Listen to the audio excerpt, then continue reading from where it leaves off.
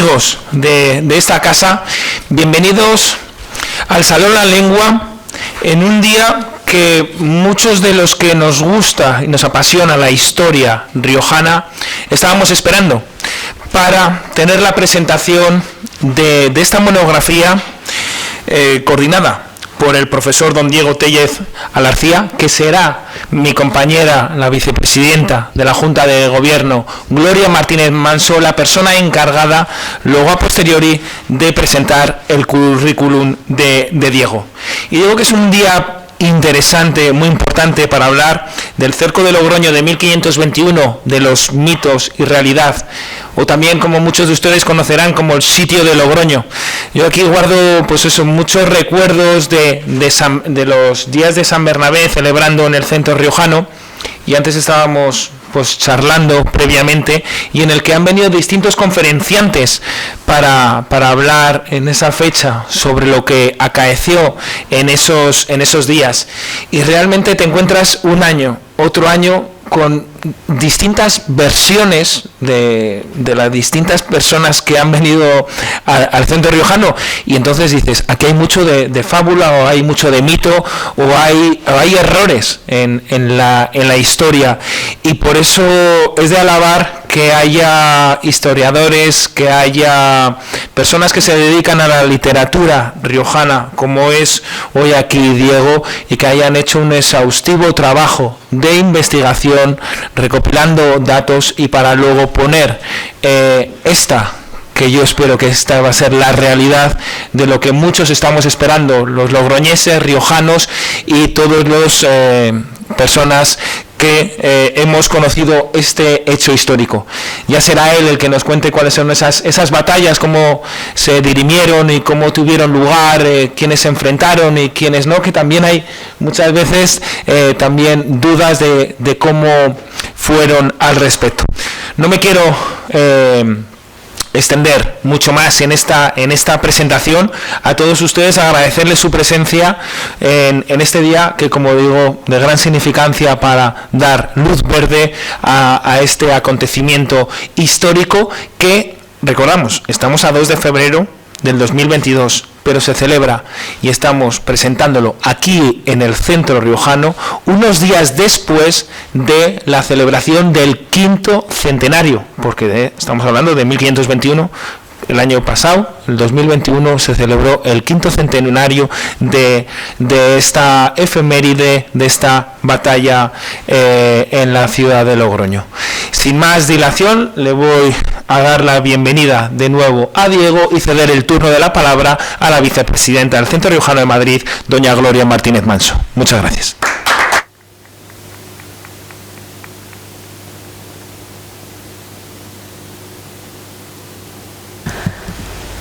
Sí.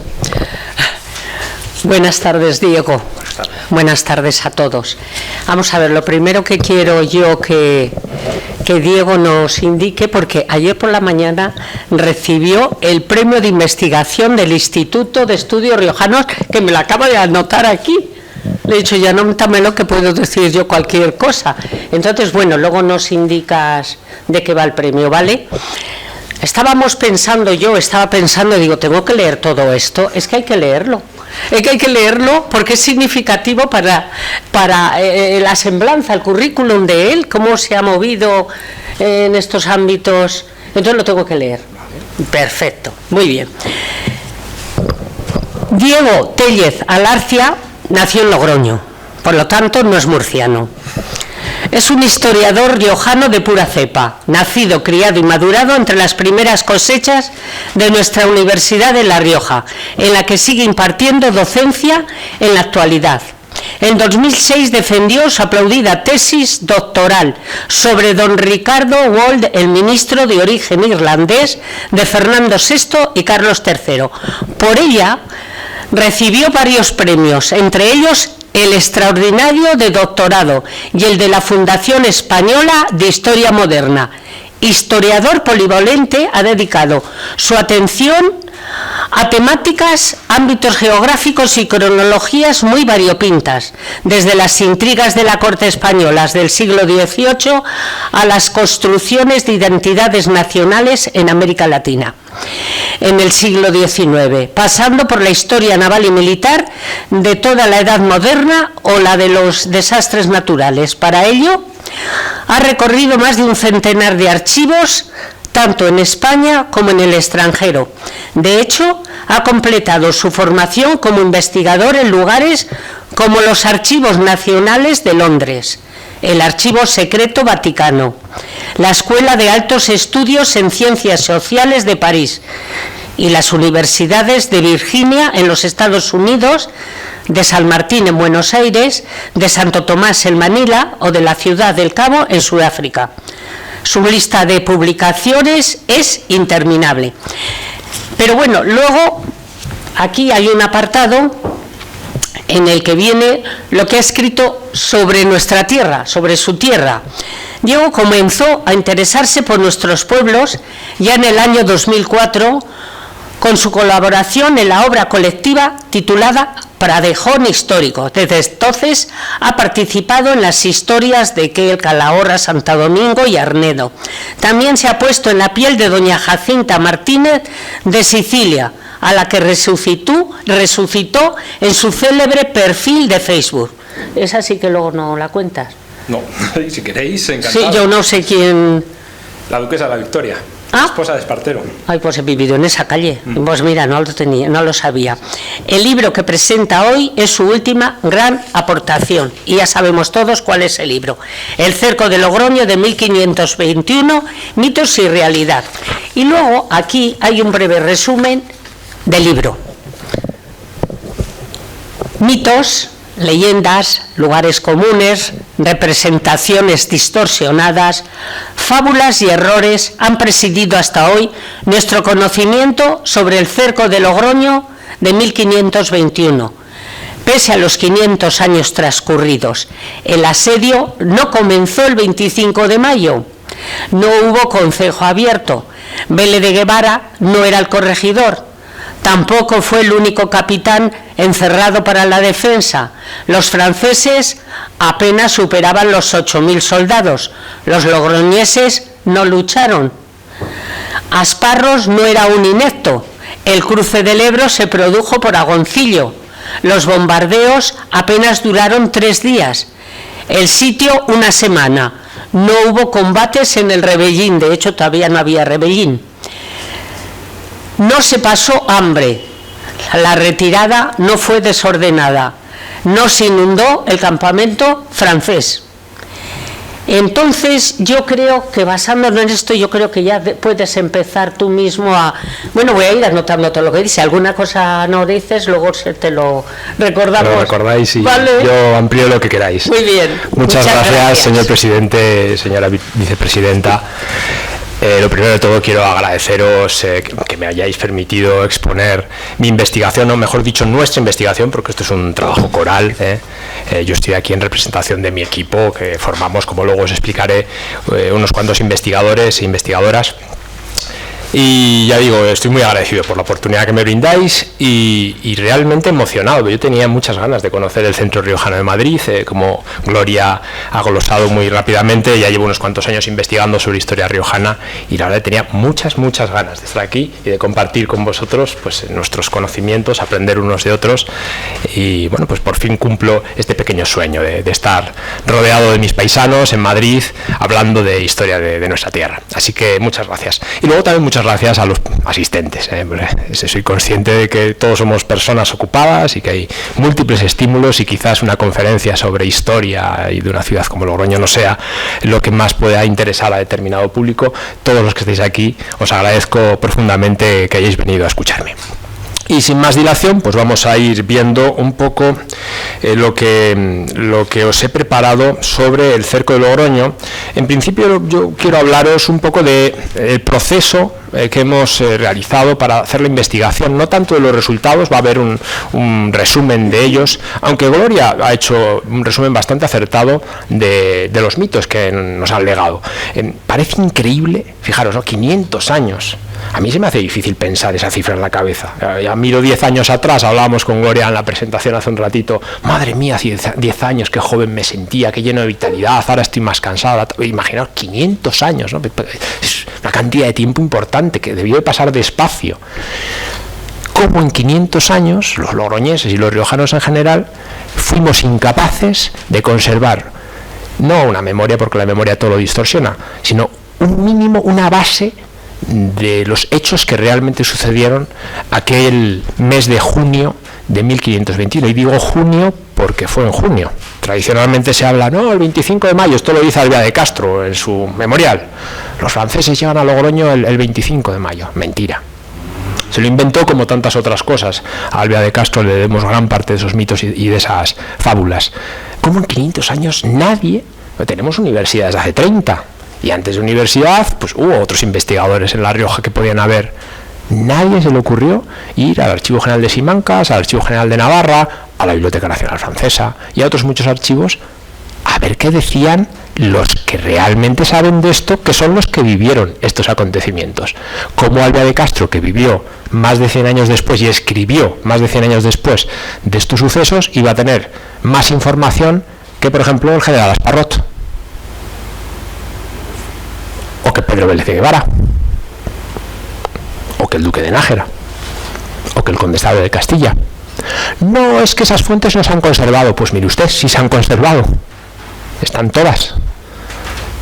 Había que hacer el esfuerzo de ir a esos archivos y recopilarlas para poder elaborar un relato donde quienes hablan realmente no son ni Diego Tellez Alarcia ni sus colaboradores, sino son estos testigos coetáneos, estas personas. De todas maneras, también es cierto que los historiadores al final tenemos que interrogar las fuentes, ¿no? Y aquí hay gente que sabe mucho más que yo de testigos y de interrogatorios y de leyes, pero Mark Bloch ya a comienzos del siglo XX lo decía muy claro: las fuentes históricas son como los testigos de un juicio, no hablan si no les interrogas. Así que nuestro papel como historiadores también es importante a este respecto. Bueno, aquí les he puesto en un cuadro con palabras un resumen muy rápido en cifras del libro. El libro tiene 542 páginas, corresponde efectivamente a esos 500 años, a ese quinto centenario, y se sustenta en fuentes primarias y fuentes secundarias. A nivel, por ejemplo, de bibliografía, hablamos de 470 referencias bibliográficas entre libros, artículos, capítulos. Más de 2.000 documentos de archivo recopilados. Ahí dice 22 archivos, pero eso era en junio. Ahora estamos en febrero y ya superan los 30, porque nosotros, aunque hemos publicado el libro, seguimos investigando, seguimos recopilando fuentes. Ahora ya son más de 30 archivos repartidos por la geografía española y europea. Luego verán un mapa donde los he pinchado todos ellos. Más de 2 años de investigación, ya digo, cuando elaboré este PowerPoint era junio, ahí se cumplían 2 años, ahora ya son más de 2 años y medio. Una pandemia, 6 oleadas, ¿verdad? A susodicha. 10 capítulos, 5 autores. 124 imágenes ilustrando esta historia. Aquí tengo el honor y el placer de presentarles a mis colaboradores.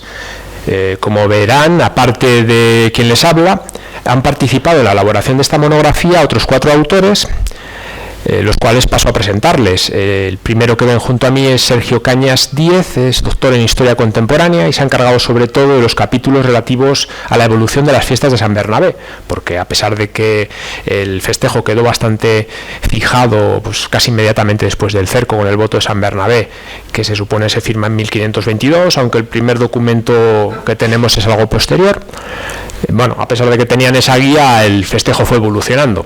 Yo siempre me gusta recalcar que, aunque nosotros tengamos datos más o menos verídicos, históricos, acerca de lo que sucedió, podemos seguir festejando tranquilamente como nos apetezca. Yo siempre digo que nos podemos seguir comiendo el pan, los peces y el vino con total normalidad, aunque sea un mito. En Logroño no se pasó hambre en absoluto y por supuesto no fue necesario pescar en el río Ebro. Imagínense que en Logroño en ese momento había unos 4.000 logroñeses, ciudadanos, más 3.000 o 4.000 soldados. La de peces que hay que pescar para alimentar a 8.000 personas, ¿verdad?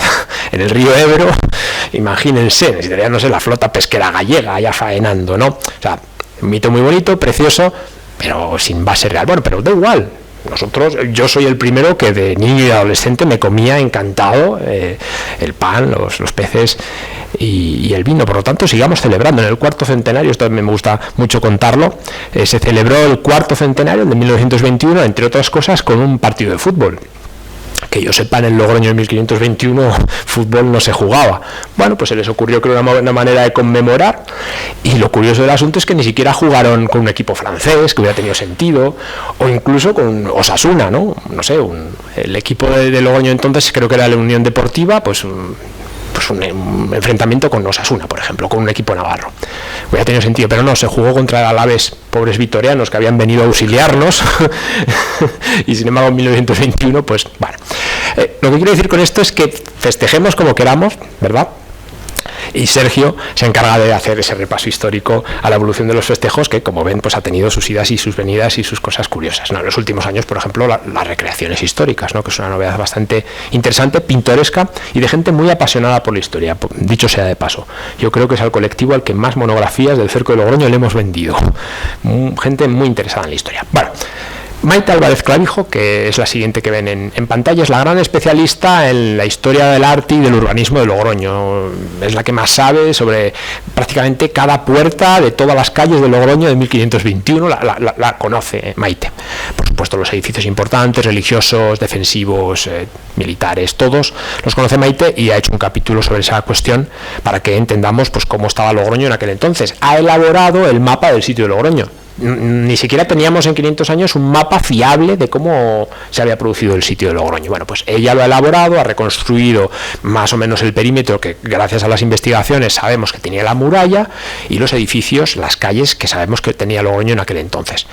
Bueno, en fin, hay despropósitos de mapas por ahí sueltos. Si ustedes se cogen la historia de la ciudad de Logroño, por ejemplo, que es una obra muy seria que se elaboró por historiadores riojanos en gran medida, con colaboraciones de otros historiadores nacionales y extranjeros, pues en el volumen que se dedica a la Edad Moderna hay unas páginas dedicadas al sitio de Logroño, y hay un mapa sobre el cerco de Logroño, y verán ustedes pues despropósitos, como digo, como por ejemplo el convento de Madre de Dios, que se construyó años después del cerco de Logroño, y ahí está. Bueno, en fin. Bueno, pues hemos avanzado en ese conocimiento, y Maite lo ha plasmado en un mapa magnífico que está a doble página, es un desplegable, un DIN A3 hermoso, en la monografía. Ignacio Iñarrea Lasera, catedrático de Filología Francesa. Habla por sí solo, ¿verdad? Es lógico, si es un ataque francés a nuestra ciudad, pues es normal que recurramos a las fuentes francesas y que veamos también qué dijeron los historiadores franceses sobre esta cuestión. Bueno, pues Ignacio se ha encargado de trabajar ese elemento de la investigación. Y por último, Juan Manuel Tudanca Casero, que es arqueólogo, porque también las fuentes arqueológicas tienen algo que decir en toda esta cuestión. Hay unos restos de una muralla, de unas fortificaciones de esta época que Juan Manuel se ha encargado de estudiar. Ahora me gustaría hablarles un poco de cuál es mi relación y mi vinculación con este tema histórico. Como verán en pantalla hay dos imágenes. Una corresponde a mi primer contacto con el sitio de Logroño en 1521, que quizás sea el contacto de muchos de ustedes, o por lo menos de muchos de mis compañeros de generación. Y es el cómic que elaboró Pedro Espinosa en los años 80 sobre esta materia. Un cómic muy divertido, con una línea estética que mezclaba pues, cosas, por ejemplo, de Asterix y Obelix, ¿no? Y de otras influencias que él tenía, y donde narraba los hechos, pero claro, los narraba, para empezar, con mucha libertad creativa, y para seguir según los conocimientos que se tenían en aquel entonces, basados en estos mitos que estamos denunciando. Bueno, ese fue mi primer contacto con esta cuestión, y ahí es donde me enamoré del cerco de Logroño. Hoy en día muchos jóvenes probablemente se enganchen con las recreaciones. Uno va un 11 de junio a Logroño a las fiestas de San Bernabé, cuando las pandemias nos dejan celebrarlas, claro, y se pueden encontrar pues a los franceses batallando contra los logroñeses o los castellanos en la explanada, en el parking del Rebellín. Pues está estupendo. Si así se enganchan a la historia y luego quieren saber más y comienzan a profundizar, ¿por qué no? Yo de hecho sugiero que se haga un videojuego, ¿no? En fin, que busquemos maneras de acercar la historia a las nuevas generaciones. En mi caso fue este cómic, este TVO. Me gustó tanto que cuando hice la carrera en la Universidad de La Rioja, ya decía Gloria, con buen criterio, que yo soy riojano de pura cepa en todos los sentidos, también he estudiado allí y me gradué de allí. Cuando terminé y decidí que iba a dedicarme a la investigación, pues estaba buscando temas para realizar la tesis doctoral y me planteé hacer una tesis doctoral sobre esta materia. Se me desaconsejó quien fue mi tutor en aquel momento y luego mi director de tesis, me sugirió que le hiciese sobre el personaje que tienen al lado de la portada del cómic, que es un ministro de origen irlandés, lo ha mencionado Gloria en el currículum, don Ricardo Wall. Yo estoy muy satisfecho de mi tesis doctoral, la verdad, pero no tenía nada que ver con La Rioja, y lo cierto es que mi idea inicial era hacerla sobre el cerco de Logroño, pero entre que se me dijo que ya estaba todo investigado, que ni siquiera había existido eso del cerco, que era un invento. Bueno, se me dieron distintos razonamientos y yo, pues claro, inocente, ingenuo, estudiante recién graduado, imagínense, ¿no? Pues 20 y pocos años, 22 años, decidí dejarme guiar y hice mi tesis doctoral sobre este personaje. Repito, muy feliz porque creo que quedó una tesis bastante interesante y que me ha dado muchas satisfacciones. Y de hecho, quizás fue hasta bueno, porque hizo que cuando posee mi mirada nuevamente sobre el cerco, pues ya era un historiador más maduro, con más experiencia, y quizás eso haya servido también a que el resultado pues haya sido mejor del que quizás hubiera sido en aquel entonces. Claro, esa elección de la que les hablaba se produjo en 1998. Pasaron muchos años hasta que yo volví a tener ningún tipo de relación con el cerco de Logroño, y fue por casualidad. Fue una invitación de una peña logroñesa, la peña festiva La Vendimia, que celebraba en San Bernabé lo que ellos denominaban fiestas de la resistencia logroñesa, nuevamente haciendo referencia a la resistencia a la invasión francesa. Tienen el programa del año 2016, que es cuando se me invitó, como ven en pantalla, a dar una conferencia sobre esta materia. Entonces, bueno, pues yo preparé una conferencia con lo que se sabía en aquel entonces e hice exactamente aquello que critico ahora. Empleé todos los mitos, todas las leyendas y cometí todos los errores que se podían cometer. Evidentemente, para una conferencia de estas características yo no tuve tiempo de meterme en el archivo e investigar, entonces simplemente recurrí a la bibliografía que existía y toda ella estaba contaminada por estos mitos.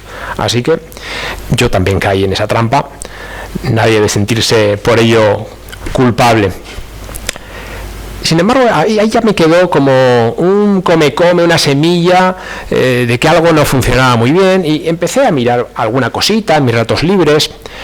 La Universidad de la Experiencia, que es una iniciativa de la Universidad de La Rioja, donde yo trabajo, destinada pues, a personas ya jubiladas, con más tiempo libre, a la que se le da una formación universitaria pues, bastante interesante, me ofreció la posibilidad de hacer un curso sobre historia de La Rioja, y una de las lecciones que preparé fue precisamente sobre el cerco de Logroño. Bueno, pues aquí ya avancé un poquito más, ya empecé a retirar alguna pequeña tiniebla y a denunciar algún pequeño mito. Todavía no todos, porque no tenía el tiempo necesario para avanzar a la investigación. Eso sucedió a partir del año 2019. Tienen en pantalla el programa del curso de verano que organicé, titulado Logroño 1521, mitos asediados, historias sitiadas, y que versó precisamente sobre esta cuestión. Ya a estas alturas, 2019, ya podíamos empezar a denunciar unos cuantos mitos, pero todavía había mucho por hacer. Lo interesante fue que una vez yo terminé este curso de verano, como digo, 2019, faltaban todavía 2 años para la llegada del 5º centenario, pues desde el IER, desde el Instituto de Estudios Riojanos, se me ofreció la posibilidad de coordinar un proyecto de investigación más serio, más profundo, que desde entonces, verano 2019 hasta verano 2021, pudiese investigar ahora sí, con tiempo, con margen, con financiación y con un equipo de trabajo en condiciones, esos documentos, esas fuentes de las que os hablaba con anterioridad. Empecé por lo básico. los proyectos de digitalización que hay en Internet sobre documentos procedentes de diversos países. Tenemos PARES, que es el proyecto español. En esto somos líderes. España probablemente es uno de los países a nivel mundial que tiene más documentación de archivo conservada. Es más, yo que he viajado por bastantes países, sobre todo dependientes en su momento de España, hablamos de América Latina, hablamos de Filipinas, hay muchos de estos países que no pueden construir su historia nacional si no recurren a los archivos españoles. Es así de sencillo. Filipinas, por ejemplo, es un país cuya independencia no se remonta tanto en el tiempo. Piensen ustedes que después de la dominación española, hasta 1898, llegan los Estados Unidos y los dominan otros 50 años, luego llega Japón en la Segunda Guerra Mundial, es decir, que no llega ni siquiera a 100 años como país independiente. Pues toda la historia de Filipinas, la mayor parte de la historia de Filipinas se construye con documentación del Archivo General de Simancas, de Indias, en Sevilla. Y ocurre lo mismo con muchísimos archivos latinoamericanos. Uno viaja a Ecuador, a Colombia, a los archivos generales de la nación y no poseen documentación suficiente como para construir la historia ya no de sus naciones desde que son independientes, sino de la época virreinal, ¿no? de esos territorios, cómo se vertebraron. Bueno, en PARES hay una inmensa cantidad de documentación digitalizada y lo que hacemos los historiadores es consultarla y esto nos facilita mucho la tarea. En el caso del cerco de Logroño tenemos otro bando, están los españoles, pero también están los franceses, por lo tanto recurrimos también a la documentación digitalizada en el proyecto Gálica, Biblioteca Nacional Francesa.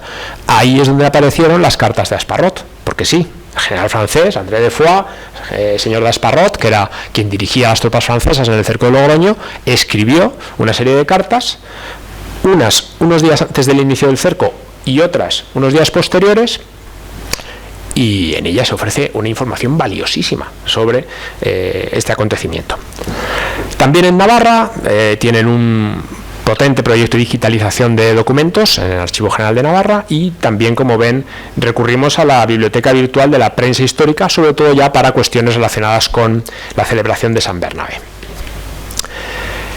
Claro, no fue sencillo realizar esta investigación porque, recuerden, hablábamos de finales del verano de 2019 y a comienzos de 2020, pues el señor coronavirus nos atacó y paralizó por completo las posibilidades de ir al archivo, confinamiento domiciliario, etcétera. Y una vez comenzó a ser posible visitar los archivos, pues ya ven ustedes de qué guisa hubo que hacerlo. Por supuesto, citas previas, gel hidroalcohólico, la mascarilla para todo. Aún así, nosotros seguimos adelante y desde luego consideramos que esta dificultad no fue menor y, en cierto sentido, haber sido capaces de llegar a tiempo del centenario es hasta, diríamos, milagroso. Por si fuera poco, a comienzos de 2021, ¿no? Hablábamos 2020, la pandemia, bueno, pues a comienzos de 2021 tuve la mala fortuna de caerme con la bicicleta. Yo soy un ciclista empedernido, junto con la historia son mis dos grandes pasiones y no sabría decirles cuál es más importante de las dos. Supongo que haríamos como con los Reyes Católicos, tanto monta tanto, el ciclismo o la historia. Pero bueno, la cuestión es que tuve la mala fortuna de caerme y además de caerme muy mal, me rompí el codo por varias partes y, como ven en imagen, pues tuve que ser intervenido quirúrgicamente y estuve unos cuantos meses en el dique seco. ¿Se imaginan lo que es escribir al ordenador con el brazo de esa guisa? No se puede. Así que aprendí que Microsoft Word tiene una función de dictado, que es algo que desconocía por completo y que me ayudó muchísimo a salir del atolladero en unas circunstancias, como ven, bastante peleagudas, porque estábamos ultimando la redacción de los textos, ¿no? En fin, siempre se aprende algo, ¿no? Un repaso muy rápido de las fuentes. Hemos hablado de documentos de archivo, pero no son las únicas fuentes que hemos utilizado, Verán que hemos utilizado prensa histórica en su momento, sobre todo para la evolución de los festejos, memorias, cartografía, muy importante, patrimonio monumental, ¿no? Hay en Logroño restos monumentales, urbanismo, ¿no? Que nos permiten reconstruir pues cosas, obras de arte, algunas de época también son interesantes, aparecen en la monografía, la arqueología y, por supuesto, pues fuentes secundarias, ¿no? Ahí citamos la bibliografía. Lo que tienen aquí en imagen es una lista de los archivos que hemos consultado para el proyecto. Y digo para el proyecto porque en amarillo son archivos que no aparecen en la monografía porque han ido apareciendo meses después de que ya la monografía estuviese publicada. Lo que ocurre es que luego verán que la monografía es solo una parte del proyecto, hay otras publicaciones en curso, artículos, conferencias. En todo caso, como ven, es una lista bastante importante. Hablamos de 34 archivos que están repartidos, y aquí es donde les pongo el mapita, por la geografía no solo española, sino europea. En color rojo son los que hemos consultado después de la presentación del libro en junio del año pasado, y en color verde, diría yo, son los que ya habíamos investigado para la edición del libro. En fin, archivos, como ven, por toda España, muy concentrados en nuestra área geográfica, lógicamente archivos riojanos, por supuesto, archivos, uno fundamental en La Rioja ha sido el archivo municipal de Calahorra, cuidado, no el de Logroño, el de Calahorra, pues tenemos la desgracia de que las actas municipales del archivo de Logroño para esta fecha no se han conservado, sin embargo las de Calahorra sí. Entonces es maravilloso porque tenemos muchas informaciones relativas a esta expedición y a la reacción de las autoridades riojanas, porque en Calahorra sí se han conservado las decisiones del concejo, del ayuntamiento, para que me entiendan, de la época a este respecto, ¿no? Fundamental. Pero bueno, pues tienen lógicamente fuentes francesas, Pau, Bayona, Burdeos, París, ¿no? Biblioteca Nacional Francesa, Archivos Nacionales de Francia. Algunas en Italia, curiosamente, los archivos venecianos escriben sobre Logroño, porque a veces decimos, bueno, esto del cerco de Logroño fue una cosa pequeñita, al final duró una semana, no duró esos 20 días que normalmente decíamos, duró una semana. Pues no fue tan pequeña. Todas las miradas de Europa estaban concentradas en ese momento en Logroño, porque si Logroño no resistía, Logroño era la llave de Castilla y ese ejército francés hubiera seguido penetrando tierra adentro, quién sabe hasta dónde lo hubieran parado, hasta Burgos, hasta Santo Domingo, hasta Soria, no sabemos qué hubiera pasado. Sabemos que en Logroño se les paró. Por lo tanto, en ese momento hay embajadores venecianos en París o en Flandes o en el Imperio que están escribiendo a la señoría, ¿no? Diciendo, aquí hay muchos nervios con lo que va a pasar en Logroño. En italiano del siglo XVI, que también hay que leerlo. Y de esta imagen me gustaría que se fijasen particularmente en un lugar que es un poco extraño, que yo haya encontrado documentación sobre el cerco de Logroño en él. Todos tienen cierta explicación, por supuesto los archivos españoles. Los italianos, bueno, puede sorprender que en Roma haya algo de información, pero bueno, el Archivo Secreto Vaticano siempre encierra información, y más en esta época que los nuncios eran unos embajadores que acopiaban mucha información. Pero ¿qué me dicen de Londres? ¿Qué pinta la Chinchetita en Londres? Porque en Londres Diego ha encontrado un documento relativo al cerco de Logroño. Pues no es que haya encontrado un documento relativo, he encontrado el documento relativo al cerco de Logroño. ¿Dónde? En la British Library, ¿de acuerdo? La British Library, para que se hagan ustedes una idea, es una especie de biblioteca de Alejandría de los tiempos actuales. Si ustedes están buscando un libro, si no está en la British Library, no existe. British Library y Library of Congress son las dos bibliotecas más importantes a nivel mundial a día de hoy. Entonces, bueno, yo hago siempre esa broma de la biblioteca de Alejandría actual. Me preguntarán, ¿y qué hacías mirando ahí, Diego? Como he investigado para otros temas en la British Library, se me ocurrió que quizás, yo qué sé, ¿qué pierdo?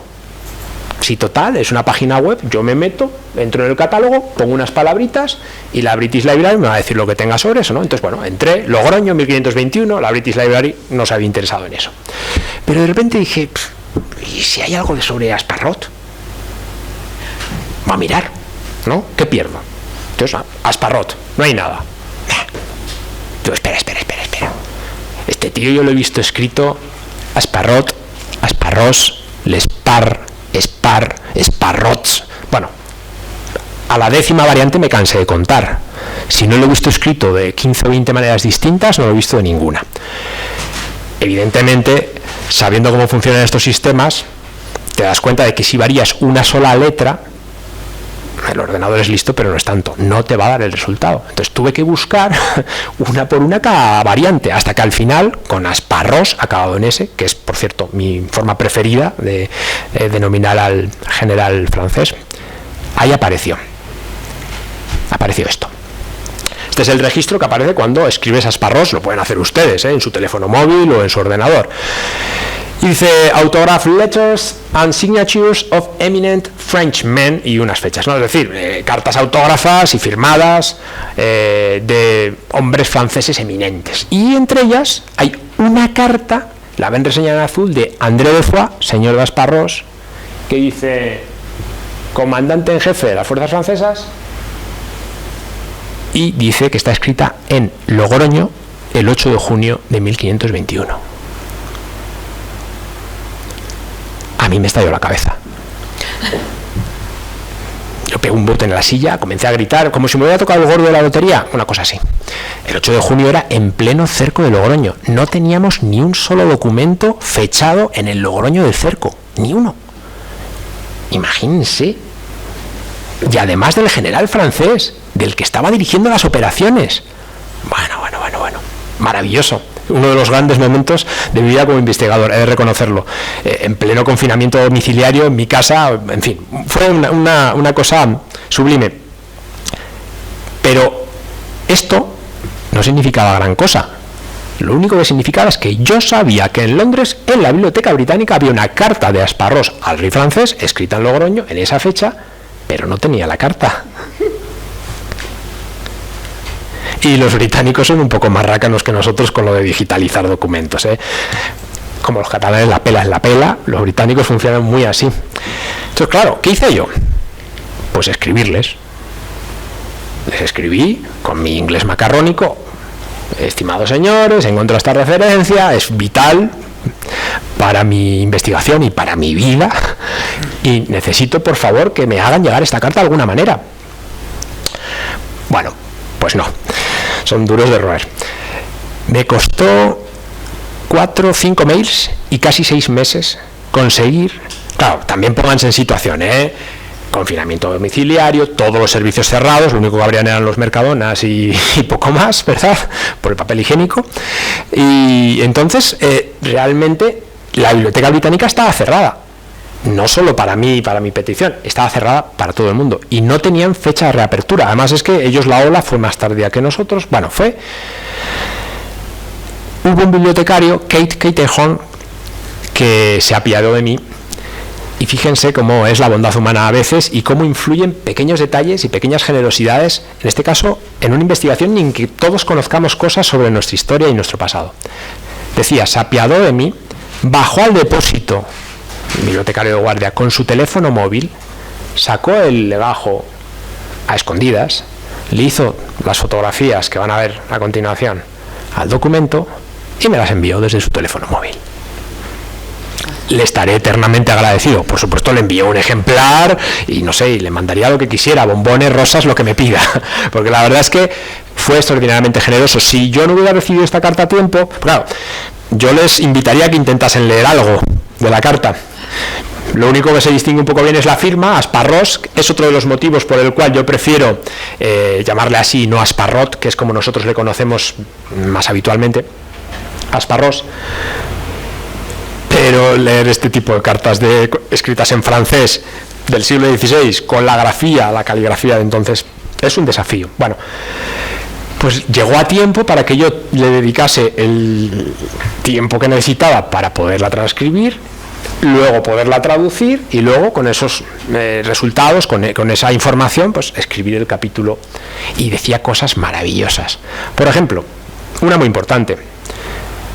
Normalmente siempre nos hemos preguntado por qué Asparrot ataca Logroño. Y hay todo tipo de opiniones, argumentaciones en la bibliografía, que si por codicia, que si para conseguir botín, que si su objetivo era, qué sé yo, bueno, mil teorías. Pero la documentación no había hablado. Esa carta habla. Lo primero que hace al comienzo de la carta es decirle al rey, Francisco I de Francia, es que obedece su orden de atacar Logroño. Impecable. Ya no hay más duda. Ataca Logroño, ¿por qué? Ni por codicia, ni por botín, ni por ninguna razón extraña, porque se lo manda el rey. Estamos en un régimen absolutista. Aquí no se cuestiona la voluntad del rey. El rey te dice ataca Logroño y tú atacas Logroño. Eso para empezar. Pero también nos dice otras cosas interesantísimas, como que Logroño estaba muy bien pertrechada. Él habla de que está bien amurallada y bien artillada, que todavía era más importante. Cañones para defenderse. O dice, y esto también es fundamental, que no podía impermeabilizar el cerco. ¿Qué es esto? Él llega a Logroño, llega más con menos soldados de los que normalmente se dicen. El voto de San Bernabé dice que llegan 30.000 soldados franceses. Bueno, pero si ni ahora reunimos un ejército de ese tamaño, ni que fuera Napoleón, eran muchos menos, eran unos 8.000. Entonces, ¿qué ocurre? Que cuando llega a Logroño no puede rodear la ciudad con sus tropas y evitar que la muralla sea permeable. Y reconoce en esta carta que hay 3 puertas de la ciudad que no puede controlar, por las cuales entran y salen refuerzos, víveres. Es uno de los motivos por los que sabemos que no se pasó hambre. Para empezar, porque duró menos el cerco, duró 7 días, pero es que además tenían 3 puertas abiertas, por ahí entraba, pues lógicamente, víveres. Sabemos que entraron refuerzos, en la carta lo dice también Asparros. Hay otras fuentes que lo confirman, porque también es importante, no nos creemos todo lo que nos diga una carta. Nosotros, esta carta es información valiosa, pero luego la cotejamos con los testimonios de otros testigos, pues siguiendo con el símil que decía. Bueno, una carta maravillosa, con muchísima información y, como ven, que llegó a nosotros de un modo un tanto azaroso. Bien, vamos a ver algunos de los resultados. Sobre todo vamos a empezar con el tema de la contextualización. Algo hemos apuntado, ¿no? Hemos dicho, es que Logroño en ese momento todas las miradas de Europa están concentradas ahí a ver qué es lo que pasa. ¿Y por qué? Pues porque estamos en la primera guerra, en la primera gran conflagración entre 2 archienemigos que lo van a ser durante sus reinados, que son Carlos I de España y V de Alemania, emperador, y Francisco I de Francia. Esta es la guerra que va a acabar en Pavía. Recuerdan ustedes Pavía, ¿verdad? 1525. Pues empieza aquí no, en Logroño. Empieza en La Rioja, en Navarra, La Rioja, ¿de acuerdo? Y termina en Pavía un poquito después, pero como quien dice en Pavía, que como saben ustedes es la batalla donde se captura al rey de Francia, que acaba preso, en este caso sí, aquí en Madrid, durante casi 2 años, hasta que lo liberan canjeándolo por 2 hijos del rey, que vienen aquí y que están otros 4 años, porque el rey, según regresa a Francia, el rey francés lo primero que hace es el tratado que había firmado con Carlos, lo rasga, y bueno, pues los rehenes quedan más tiempo del previsto, ¿no? Entonces es importante contextualizar, porque hablamos historia local, no, vamos a ver historia local por un punto, pero también historia internacional, conflicto bélico a gran escala entre España por un lado y Francia por otro. Y también contexto nacional, porque Logroño está a caballo entre el final de las comunidades de Castilla, Villalar, abril, Logroño, junio, y la conquista de Navarra, conquista y reconquista, ¿no? Asparros recupera Navarra y rápidamente la va a perder, siendo derrotado en Noaín, pues 2 semanas después de lo de Logroño. Por lo tanto, también en el contexto nacional es muy importante lo que sucede en Logroño. Por lo tanto, contextualizar ese evento, fundamental. Desmitificarlo, pues también, lo decíamos antes, 500 años oyendo las mismas cantinelas, pues miren, no. El cerco no empezó el 25 de mayo, empezó entre el 4 y el 6 de junio. Y me dirán ustedes, ¿y no puedes precisar más, Diego? Pues no puedo, porque las fuentes son caprichosas, las fuentes nos dicen lo que nos dicen. Entonces, hay unas fuentes que hablan del 4 de junio, otras que hablan del 5 y otras que hablan del 6. Pero en ningún caso del 25 de mayo. Entonces yo les puedo decir que entre el 4 y el 6, probablemente, pues en torno al 5. No hubo Concejo Abierto, no hay ni un solo documento que hable del Concejo Abierto de Logroño, ni uno. El Concejo Abierto se lo inventa Alba de Castro en 1633, en su memorial. ¿Y por qué se lo inventa? Se lo inventa para conseguir del rey, en aquel entonces ya Felipe IV, el voto en Cortes para la ciudad de Logroño. ¿Y qué hace? Engorda el currículum de la ciudad y se inventa cosas. En este caso, el Concejo Abierto. No, es que mire usted, Logroño resistió a los franceses porque los ciudadanos logroñeses decidieron resistirse a los franceses. Vamos a ver, ¿cómo van a dejar las autoridades reales en manos de la decisión de los ciudadanos al albur de los logroñeses? ¿De qué logroñeses, además, ¿no? Si se resiste o no se resiste a un ejército invasor. No tiene ni pies ni cabezas, y menos cuando no hay, repito, ni un solo documento que hable de esto.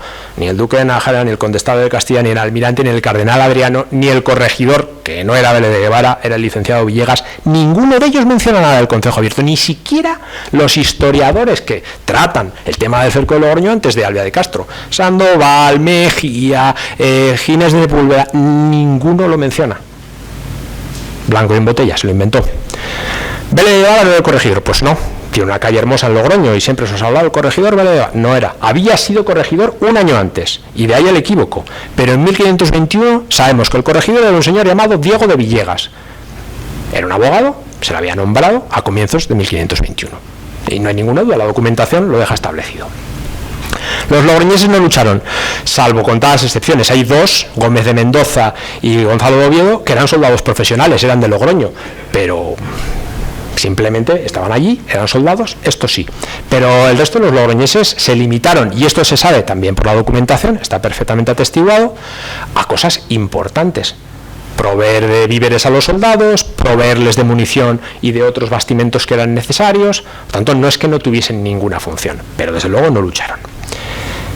Asparrós siempre se le ha juzgado de un modo bastante severo, que si invadió Logroño de una manera temeraria, que no era un general experto. Bueno, se ha montado mucho mito en torno a su figura, y la verdad es que no era un inepto, no era Alejandro Magno, no era Napoleón, no, pero tampoco era el inepto que nos han querido pintar en ocasiones en la historiografía. ¿Por dónde cruzó el Ebro Asparrós? Pues hubo debate en su momento y se hablaba de Barea, el vado de Barea. Realmente cruza por Agoncillo y las fuentes lo dejan muy claro. Además aprovecha para saquear Agoncillo. Una parte de su ejército sigue Leza arriba y saquea Murillo de Río Leza. Esto se conserva perfectamente en Simancas, los memoriales de estos pueblos dando relación de esos saqueos, y luego ya sí se dirigen hacia Logroño para atacarla. Los bombardeos duran 3 días, lo mismo, las fuentes documentales lo atestiguan, y el sitio una semana, desde ese 5 de junio aproximado, que decimos es la fecha de comienzo, hasta el 11. En esto sí, el 11 de junio es la fecha inamovible de final de cerco, y por lo tanto podemos seguir celebrando San Bernabé y no Santo Toribio o el santo que toque el 12 o el 15, que nos podría haber pasado, que descubriéramos que la fecha de final era otra, y no, en eso no se equivocaron. Lo comentaba Gloria antes muy acertadamente, el rebellín ni siquiera existía, hoy en día lo utilizamos como decorado de esas teatralizaciones, y está bien porque es la única parte de la muralla, hay algunos otros fragmentos, pero el único más o menos completo que se conserva, pero no existía. En 1521 se construye precisamente a raíz de este ataque para proteger mejor la ciudad, y por supuesto no se pasó hambre, también lo hemos comentado con anterioridad. Algunos de los hallazgos, cosas importantes. Las causas del cerco, lo hemos mencionado antes, es una orden directa de Francisco I. Hay otros elementos que son importantes para Asparrós. Primero, intenta prevenir la reunión de tropas que se está produciendo en el entorno de Logroño. No solo Logroño y también Navarrete, que era una de las villas del duque de Nájera y donde se estaban concentrando tropas. Entonces Asparrós, que tenía espías infiltrados lógicamente en Castilla, tenía noticias de estas concentraciones y escribe al rey diciéndole que sería de la opinión de hacer una acción preventiva, pero él habla de faire une alarme, no dice sitiar, asediar, no, es faire une alarme, es causar un alboroto, una acción menor, una razzia, si queréis, un ataque rápido donde dispersa esas tropas, probablemente consiga botín, que era otro elemento importante porque sus tropas estaban mal pagadas y peor alimentadas, y el botín era una manera de mantenerlas disciplinadas y de pagarles la soldada que les debían, y una manera de dispersar las tropas del enemigo, ¿no? Y además esperaba avivar la llama comunera, porque pensamos que después de Villalar se liquidaron los comuneros, pero Toledo todavía resistía. Ahí estaba María Pacheco, y además está bien hablar de ella porque las mujeres también tenían un papel importante en la historia en este momento y hay que rescatarla y reivindicarla, y por lo tanto podía quizás reavivarse la chispa comunera si los franceses tenían un éxito en la ciudad de Logroño. El cerco comenzó el 5 de junio, lo hemos dicho, hemos hablado de las tropas sitiadoras, en torno a 8.000 hombres, se sabe incluso que de esos 8.000, en torno a 2.000 eran navarros, por eso yo a veces hablo de invasión franco-navarra o de tropas franco-navarras. Recuerden que Asparrós había entrado hasta Logroño para liberar Navarra, que había sido un reino independiente hasta 1512, llevaba solamente 9 años bajo dominio del soberano español. Por lo tanto, ese era el plan original, devolverlo a la dinastía que lo poseía, los Albret, que era una dinastía francesa, o sea que había también ahí su alianza. Y entonces gran parte del pueblo navarro estaba enrolado, era amigo de las filas francesas y de Asparrós. Entonces de esos 8.000, 2.000 son navarros, 6.000 franceses. Y en Logroño tenemos en torno a 3.000, sabemos que se encierran en la ciudad, al mando de varios capitanes, uno de ellos es Vélez de Gábara, pero hay otros, como Pedro de Beaumont, Y también en Navarrete sabemos que hay un grupo de soldados al mando del hijo del duque de Nájera, que algunas fuentes cifran en torno a 2.000. O sea que había una cantidad importante de soldados que son los que defienden la ciudad, no los logroñeses. Ya hemos hablado de los saqueos en las villas de Agoncillo y de Murillo, también del bloqueo incompleto de la ciudad, del rol de los logroñeses y su apoyo logístico a los soldados. De lo que no hemos hablado es algo que es también una novedad, y es que sabemos que en Logroño hubo un conato de motín. Hemos dicho que los franceses estaban mal pagados. Pues los castellanos estaban igual de mal pagados, se les debía dinero, y en Logroño sabemos por las declaraciones de algunos de los mandos que están encerrados que hubo un conato de motín que pudo ser sofocado a tiempo. Asparrós sabía de esas dificultades y en sus cartas al rey de Francia le dice: estoy esperando a ver si se produce un motín en Logroño para atacar. No tuvo suerte porque ese motín fue controlado. Hemos conocido otros personajes, por ejemplo, el capitán Lacapelle, que es un capitán francés que se encarga de la artillería. La artillería francesa en aquella época era la más poderosa de toda Europa. Pero claro, no se imaginen ustedes los cañones de Napoleón. Estos cañones disparaban 5 veces cada hora. Eran muy poco precisos y se recalentaban tanto que había que esperar mucho tiempo para hacer el siguiente disparo.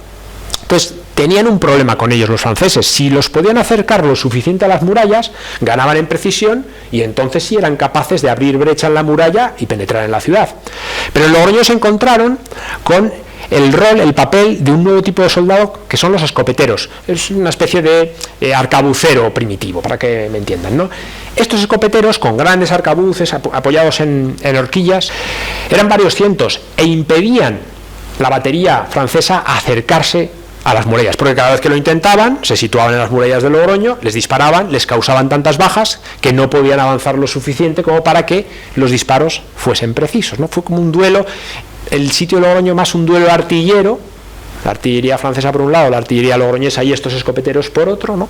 Más que un duelo cuerpo a cuerpo. De hecho, no tenemos constancia de que hubiese combate cuerpo a cuerpo. Sabemos por los informes del duque de Nájera que los franceses tuvieron en torno a 300 bajas. No debieron de ser todas directas en el cerco, porque en otra fuente documental interesante se paga por el entierro de 9 soldados franceses, nada más.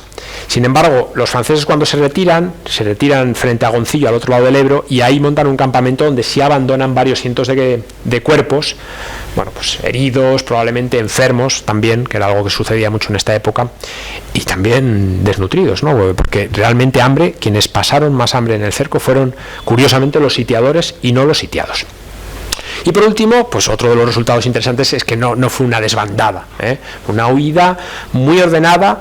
Se trasladan primero a este punto enfrente de Agoncillo, donde permanecen casi una semana, y luego siguen retirándose de un modo ordenado, primero en dirección a Calahorra y Alfaro, que amenazan con atacar, no lo hacen finalmente, y luego ya de ahí, siguiendo el Arga, hasta Pamplona, donde van a esperar la llegada de las tropas castellanas, que se han ido, entre tanto, concentrando en Logroño. Estas tropas serán las que el 30 de junio, es decir, pues como decíamos, 2 semanas y media después del cerco de Logroño, derroten a este ejército francés, lo deshagan por completo, capturen a Asparrós, y bueno, Asparrós luego va a ser liberado, pero a cambio de un generoso rescate.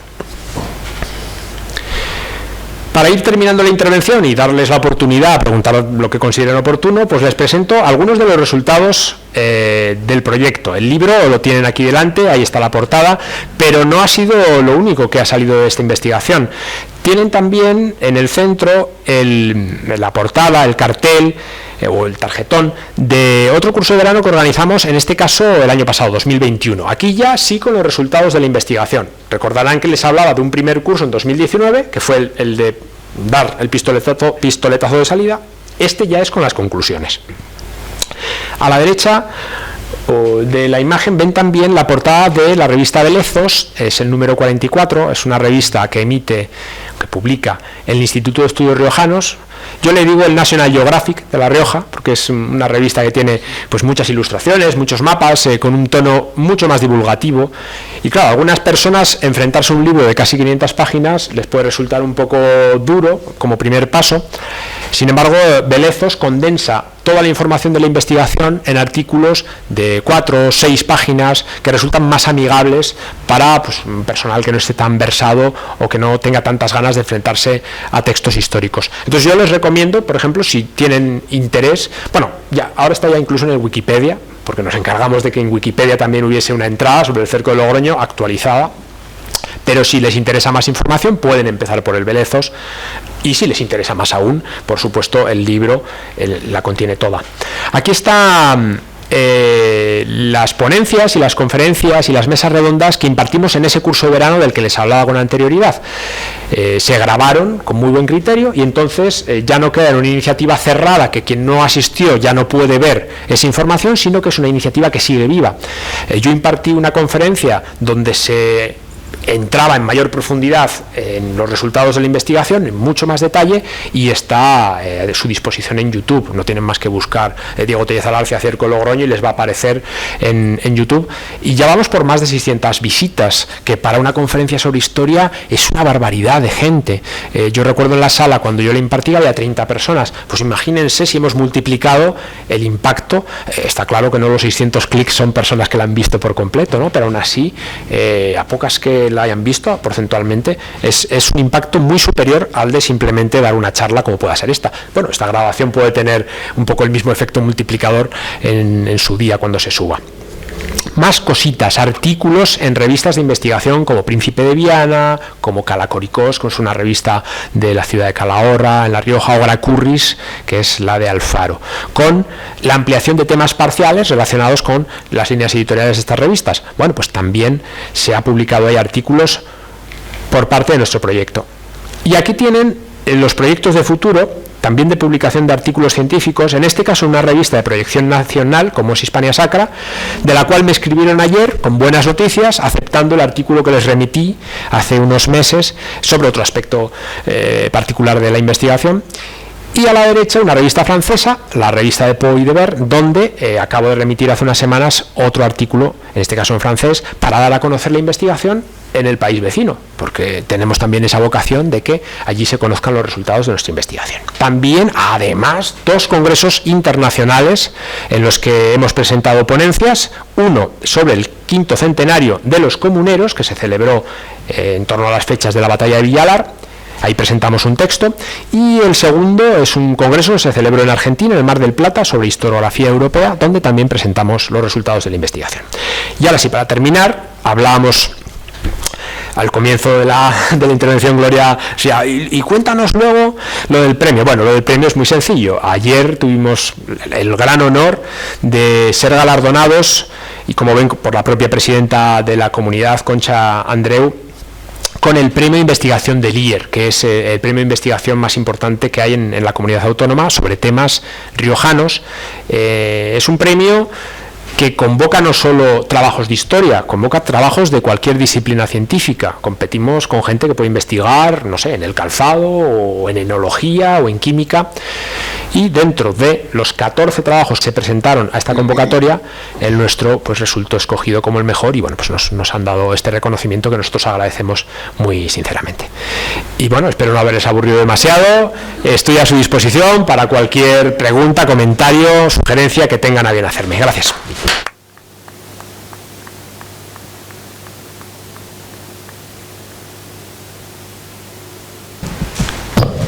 Se nota que es profesor, ¿eh? Lo hemos entendido todos perfectamente, y además ha sido muy ameno. Entonces, no sé si alguien quiere hacer alguna pregunta, aunque todo lo ha dejado tan explicadito que sospecho que no. A ver, ¿alguien quiere preguntar algo? A ver, ¿ves? Ya lo sabía yo. Hola, buenas tardes. No, sí, me ha llamado la atención cuando dices lo de interrogar en los archivos, y interrogar y hacer esas preguntas. No sé muy bien cómo se empieza a interrogar un archivo. Lo que sí que me imagino que en todo este tiempo nosotros, que hemos estado celebrándolo en esas condiciones que nos han contado siempre, que lo que se corría ahí era la voz de unos a otros, y eso siempre con el tiempo se termina deteriorando de una o de otra forma, para mejor en unos casos y para peor en otras, porque termina convirtiéndose en leyendas. Entonces, ¿cómo llegas a deducir, o cómo llegas, como has explicado lo de la biblioteca de Londres, cómo llegas a esos lugares, a esos sitios, y cómo empiezas a interrogar un documento? Sí, es todo un arte, interrogar la documentación. No me resisto a enseñaros otra cosita. Bien, como decíamos antes, ya hemos dado bastantes conferencias en bastantes sitios, entonces esta es una de las que impartía y 1000 cosas, algunas se repiten, pero si se fijan empieza rápidamente a aparecer los testigos. Documentación. Aquí, por ejemplo, tenemos 2 memoriales de la ciudad de Logroño, uno escrito el 31 de julio de 1521 y otro escrito el 3 de septiembre de 1521. Son los primeros documentos que tenemos de la ciudad pidiendo cosas al rey porque se han defendido los franceses. No hay concejo abierto, no hay ninguna mención a todas estas leyendas de que se ha pasado hambre. Lo único que dicen que han hecho los logroñeses es dar víveres a los soldados y ofrecerles bastimentos, madera, plomo para la munición, cosas así, ¿no? Por lo tanto, es muy sencillo interrogar en este caso el documento. Nos está dando la información directa. ¿Cuál es el problema? Cuando nosotros nos fiamos, como tú bien decías, de los rumores. En el caso del cerco de Logroño hemos tenido, no sé si mala suerte o simplemente dejadez o nos ha traicionado la memoria, no sé muy bien qué ha sucedido porque 500 años son muchos años y documentación hay, como pueden ver, ¿no? Esto es el privilegio de las 3 flores de lis, que está en el Archivo Municipal de Logroño, es un documento que concede el emperador Carlos, pero vamos, estos son los responsables en gran medida de la generación de todos estos mitos. Yo los llamo los constructores de mitos, Mejía, Sandoval, Alvia de Castro, Sayas, Salesón, todos estos autores tienen las fechas de publicación, han tratado de una manera u otra el cerco de Logroño. Aquí tienen algunos otros, algunos en fechas recientes. Hay un panfleto de 2017 llamado 500 años del cerco del sitio de Logroño y que repite los mismos mitos, ¿no? Y no se tomó la molestia de acudir a los archivos, que es lo que debería haber hecho. No solo él, en fin, repito, ¿no? Nos vamos atrás y hay gran cantidad de autores, como ven, que no lo hicieron. Hay 2 que han hecho particular, vamos a decir, daño. Uno es Sandoval y el otro es Alvia de Castro. Sandoval era cronista Felipe III. Cuando escribe su historia de la vida de Carlos V han pasado ya bastantes años del cerco de Logroño, como ven 80. Recoge rumores. Además, Sandoval, quien lo ha estudiado, sabe que es un plagiador. Gran parte de lo que escribe se lo copia directamente a Mexía, lo ven en la imagen anterior, que escribió a mediados del siglo XVI, pero no fue publicado hasta 1945, ¿no? Quedó en un cajón el manuscrito y hasta entonces no se divulgó, pero Sandoval tenía acceso a él y lo plagió, pero literalmente.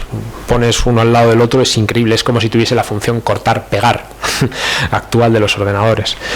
Y Alvia de Castro, pues no es un historiador para empezar, es un erudito, es verdad, tiene una serie de cargos destacados, escribe desde Lisboa, el memorial está publicado en Lisboa.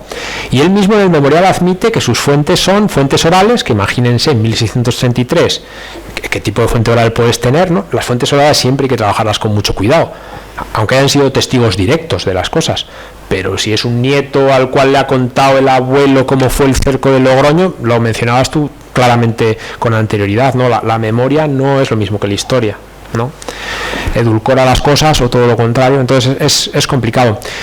Y luego él dice que también ha utilizado unos fragmentos de mano, él los habla así, pues literatura de cordel, ¿no? Pero ni los transcribe, ni pone un ejemplar,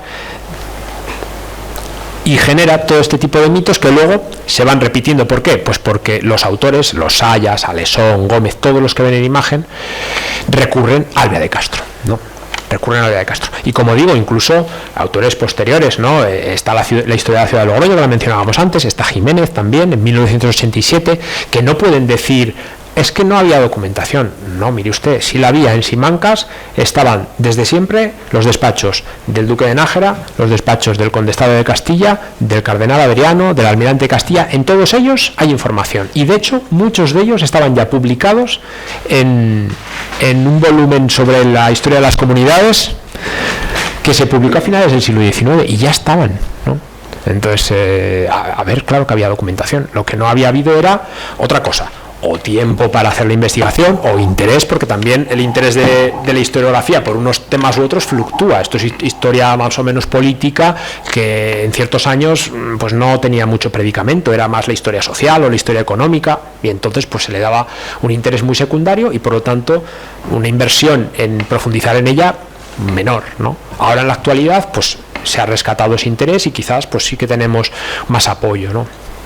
Pero los interrogatorios, como decía, son sencillos cuando tienes testigos tan valiosos como por ejemplo la cuenta de gastos de la muralla, ¿no? Esto es un documento que es un documento contable y nos va diciendo gasto a gasto todo lo que se ha gastado la ciudad de Logroño en 1521 en defender la ciudad.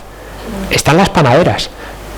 Por ejemplo, el privilegio que le concede Carlos I a Logroño dice textualmente que todas las mujeres fueron expulsadas de la ciudad, mujeres, niños y ancianos. En la época se les denominaba bocas inútiles. ¿Por qué? Porque consumían recursos y no peleaban. Es una expresión nefasta, pero era la expresión de la época. Y claro, nos lo habíamos creído y repetíamos, no, joder, Logroño expulsó a las mujeres, a los ancianos, pues a las mujeres, no a todas. Este documento deja muy clarito que las panaderas, y además lo dice así, estuvieron panadeando, cociendo el pan para los soldados que defienden la ciudad del cerco de Logroño. Para que me entiendan, es como si fuera personal esencial. Ahora el término de la pandemia, ¿verdad? Es que había que panadear el pan. El comer trigo duro o harina no era una opción. Y las que lo hacían eran ellas. Y tenemos los nombres y los apellidos. A veces no, a veces es la de Juanito. No, pues la esposa de Juanito y no aparece el nombre y el apellido, pero sabemos que era una mujer. En otras ocasiones sí, aparece el nombre y la mujer, o el apodo. Por ejemplo, detalles de esos, aquí, en este documento de la cuenta de gastos de la muralla. Con un testigo así es facilísimo trabajar, ¿no? Y son tantos. Es que aquí tenemos una carta del licenciado Villegas. Este señor sí era el corregidor. Y este señor es el que nos dice que vienen a Logroño 8.000 soldados. No 30.000, como dice Albia de Castro, ¿no? ¿A quién nos creemos? ¿A Albia de Castro, que escribe 120 años después, o 110?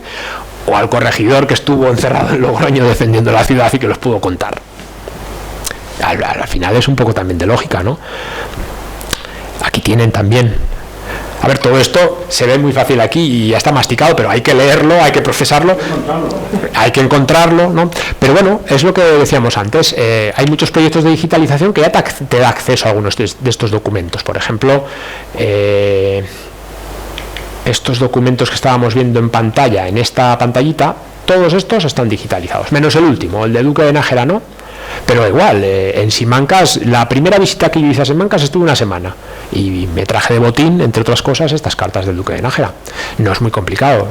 Si eres historiador, conoces el oficio, pues hablas con los archiveros, tienes una serie de guías, de índices, de catálogos y vas tirando el hilo y a veces una cosa te lleva a otra, ¿no? O se te ocurren cosas como decir, a lo mejor en la Biblioteca Británica hay alguna carta que me interese, ¿no?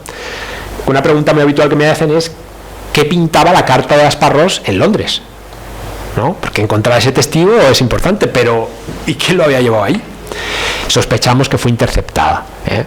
Lo mismo que Asparrós tenía espías en Castilla, los castellanos teníamos espías en Navarra o en Francia, ¿no? Y los ingleses también. Entonces seguramente fue interceptada y se mandó a Londres y oiga, mire lo que está pasando con el general Asparrós y... ¿no? No sé si respondí a tu pregunta, no me quiero extender más. Sí. Tengo una curiosidad. Sí. Por favor, ¿qué sucedía con todo el personal que mandaban fuera? Porque no les servía para mucho. Personas mayores, niños, gente joven, mujeres que no estaban haciendo este tipo de trabajo. Sí, muy buena pregunta. Normalmente lo que sucedía con estas personas es que se refugiaban en las aldeas vecinas a Logroño, donde había muchos lazos de solidaridad familiar o de amistades. Era lo que ocurría habitualmente. Y pasaba también muchas veces con las pestes, no solamente en este tipo de situaciones. También cuando se declaraba la peste en una ciudad había una auténtica espantada, un éxodo, ¿no? Y muchas veces se iban a pueblos cercanos donde tenían familiares, amigos, y lo que hacían era llevar la peste a estos lugares, ¿no? Por eso muchos sitios se fortificaban más durante la peste que durante los ataques para evitarlo, ¿no? Pero la pregunta es muy interesante, gracias. Sí. Yo lo que pienso ahora es que cuando celebremos las fiestas y vengan a contarnos todas esas cosas que nos cuentan, ¿verdad, José? Yo creo que nos va a dar un poco risa. Pues nosotros continuaremos celebrando todo lo que sea celebrar, pero yo creo que lo vamos a ver ya de otra manera, el tema. Que no es malo, por supuestísimo que no. Para nada. Pero sí, estoy segura que nos miraremos y diremos, pues no fue para tanto o algo así. Yo creo que sí fue para tanto, lo que pasa es que cambia el cuento, el relato, ¿no? Claro. Cambian un poquito algunos protagonistas, algunos de los hechos, pero realmente yo creo que fue un hecho histórico relevante y que lo que hay que hacer es darle a la realidad el lugar que merece y a la celebración el lugar que merece. Y no son cosas que estén reñidas en absoluto. A mí lo que me hubiera gustado es que esta información hubiera estado disponible antes, porque el año pasado ha habido multitud de eventos, de actos, novelas, mil cosas que si hubiesen conocido esta información, hubiesen podido leer el libro y lo que hemos aportado a la investigación, pues no hubiesen seguido perpetuando lo mismo, ¿no? Ya hubiesen incluido algunas novedades y poco a poco este relato hubiera ido permeando más allá de los académicos y de la gente interesada en la historia, ¿no? De esta manera, pues ha sido otra oportunidad perdida, porque en muchos sitios se ha repetido el mismo cuento, ¿no? Y habrá que esperar, no sé, otro centenario a que cambiemos. Esperemos que no.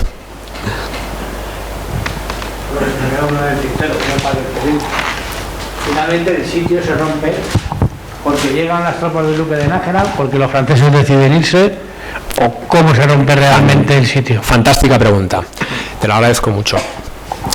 En historia casi todo tiene varias causas, ¿no? Nosotros hablamos siempre de multicausalidad, a veces las jerarquizamos. En el caso de la retirada a Asparrós hay varios elementos. Efectivamente, la amenaza de la llegada de un ejército de socorro, yo prefiero hablar casi de ejércitos, porque llegan contingentes continuamente a Logroño, algunos se infiltran dentro. Llega uno, por ejemplo, al mando de Diego de Vera, que es un militar, una especie de Rambo de la época, ¿no? Con muchísima experiencia y especialista en artillería. Van llegando contingentes, ¿no? Y viene uno de camino, que es el ejército real, al mando del conde de Haro, que viene con el condestable de Castilla. Por delante ha venido el duque de Nájera, que es el virrey en Navarra, y que, claro, ha perdido Navarra, entonces tiene que justificarse de alguna manera y está intentando recuperar primero Logroño, ¿no? O salvar Logroño y luego Navarra. Entonces él va de avanzadilla con otras tropas y van llegando tropas también del norte, alaveses, vizcaínos, se van concentrando tropas en Logroño, ¿no? Entonces esta amenaza Asparrós la percibe muy rápidamente y se da cuenta de que puede causarle muchos problemas. De hecho lo van a derrotar semanas después. Entonces, ese es uno de los motivos. Pero no es el único. Él también se da cuenta de que no ha conseguido su objetivo de reavivar la chispa comunera. Ha intentado entrar en contacto con los comuneros. De hecho, hay una carta de María Pacheco a Asparrós. Pero ya cuando le llega a los franceses, ya Asparrós ha sido capturado y detenido. Ya le llega a otro mando francés. Y María Pacheco le aconseja cómo conducirse en Castilla. Le dice, por ejemplo, que venga con mucho dinero, que en Castilla no hay un real y con dinero puede comprar todo.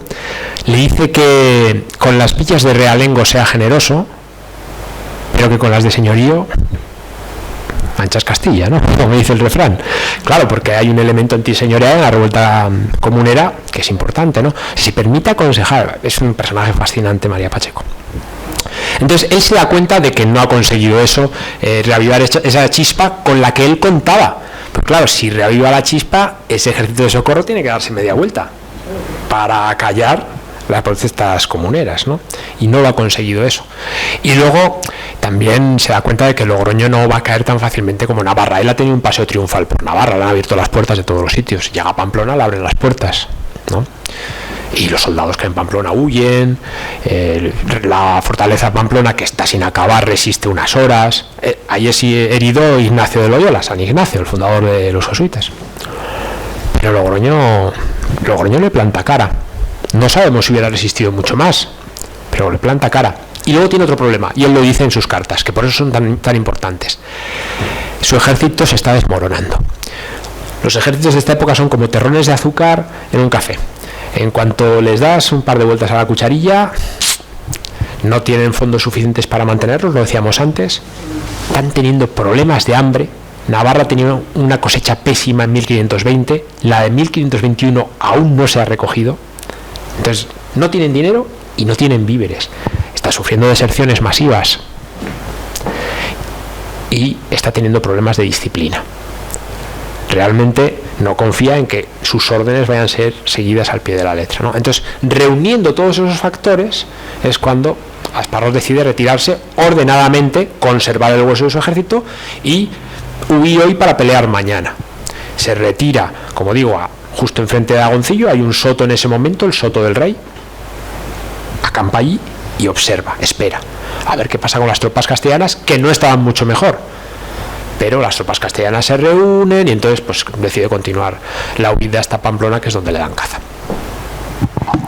Bueno, yo tengo también una pregunta, Diego, porque me ha llamado la atención cuando has comentado en tu exposición que el que era tu director de tesis, desconozco quién era, te desaconsejó realizar una investigación sobre el sitio de Logroño.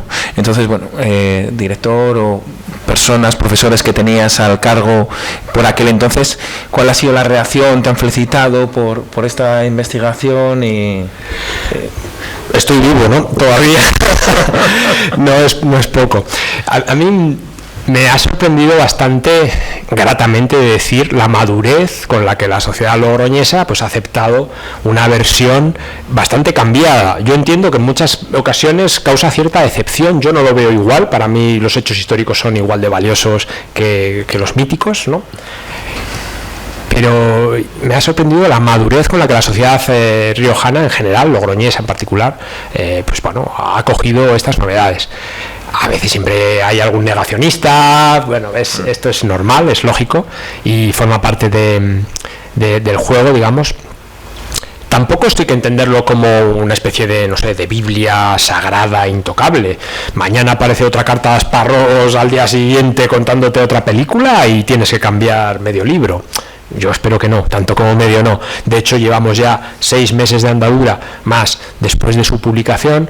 Ya les he comentado que hemos encontrado documentación en otros al menos 10 archivos y, hombre, sí que voy ya anotando cosas para la segunda edición y hacer cambios, pero matices, puntualizaciones, nunca grandes enmiendas, decir, madre mía, metí la pata del todo aquí y ahora tengo que desdecirme, y eso de momento no me ha pasado, pero puede pasar. Puede aparecer un documento o una excavación, excavan y de repente aparece ahí unos datos arqueológicos que te cambian por completo la interpretación. Entonces, yo la verdad es que estoy muy contento, muy agradecido ante las muestras que he recibido de colegas de profesión, de intelectuales, de interesados en la historia en general y también de compañeros en la universidad. Y hoy mismo pues el teléfono móvil era una locura de felicitaciones por el premio que hemos recibido ayer a través de todos los canales de comunicación habidos y por haber, así que yo estoy muy satisfecho. Muy bien. Bueno, pues muchísimas gracias por tu presencia en la tarde de hoy en el Centro Riojano de Madrid. Te felicitamos enormemente por este gran trabajo, a ti y a todo tu equipo de colaboradores, un trabajo de investigación que lo has dejado muy bien plasmado y, como comentaba Gloria, muy bien explicado, para que nos hemos ido adentrando poco a poco en las diferentes facetas de las tareas que habéis llevado a cabo. Decirte que tienes aquí tu casa para que, si cualquier otra investigación sale a la luz sobre este y sobre cualquier otro tema, vengas a mostrarlo pues a todo el público y a todos los socios del Centro Riojano, porque la verdad que es un testimonio súper interesante y del cual seguiremos nosotros fielmente también. A todos ustedes agradecerles su presencia al Centro Riojano de Madrid, esperando poderles ver muy pronto en el próximo evento. Y a Gloria, muchísimas gracias también por tu presentación.